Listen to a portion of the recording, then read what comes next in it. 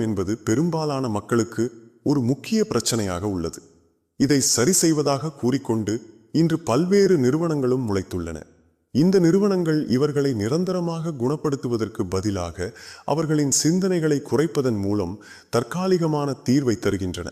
மனம் மட்டுமே பெற்றுத்தழுத்தத்தை கட்டுக்குள் வைத்துக் கொள்வது அல்லது எதிர்மாறாக செயல்படுத்துவது போன்றவற்றை காட்டிலும் மனதை செம்மைப்படுத்துவதுதான் தீர்வு ஆகும்.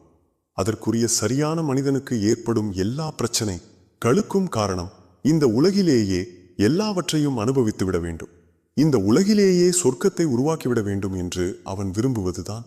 ஆனால் அது இயலாத ஒன்று.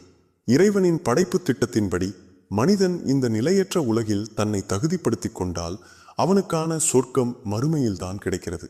இதன் பிறகு படைப்பின் உண்மையை புரிந்து கொண்டு அதற்கேற்றாற்போல் வாழ்க்கையை அமைத்துக் கொள்வதே சரியான அணுகுமுறையாகும்.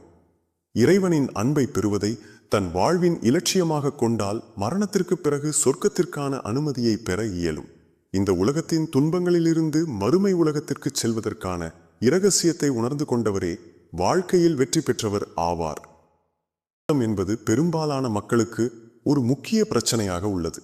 இதை சரி செய்வதாக கூறிக்கொண்டு இன்று பல்வேறு நிறுவனங்களும் முளைத்துள்ளன. இந்த நிறுவனங்கள் இவர்களை நிரந்தரமாக குணப்படுத்துவதற்கு பதிலாக அவர்களின் சிந்தனைகளை குறைப்பதன் மூலம் தற்காலிகமான தீர்வை தருகின்றன. மனம் மட்டுமே பெற்றுத்தழுத்தத்தை கட்டுக்குள் வைத்துக் கொள்வது அல்லது எதிர்மாறாக செயல்படுத்துவது போன்றவற்றை காட்டிலும் மனதை செம்மைப்படுத்துவதுதான் தீர்வு ஆகும். அதற்குரிய சரியான மனிதனுக்கு ஏற்படும் எல்லா பிரச்சனைகளுக்கும் காரணம் இந்த உலகிலேயே எல்லாவற்றையும் அனுபவித்துவிட வேண்டும், இந்த உலகிலேயே சொர்க்கத்தை உருவாக்கிவிட வேண்டும் என்று அவன் விரும்புவதுதான். ஆனால் அது இயலாத ஒன்று. இறைவனின் படைப்பு திட்டத்தின்படி மனிதன் இந்த நிலையற்ற உலகில் தன்னை தகுதிப்படுத்திக் கொண்டால் அவனுக்கான சொர்க்க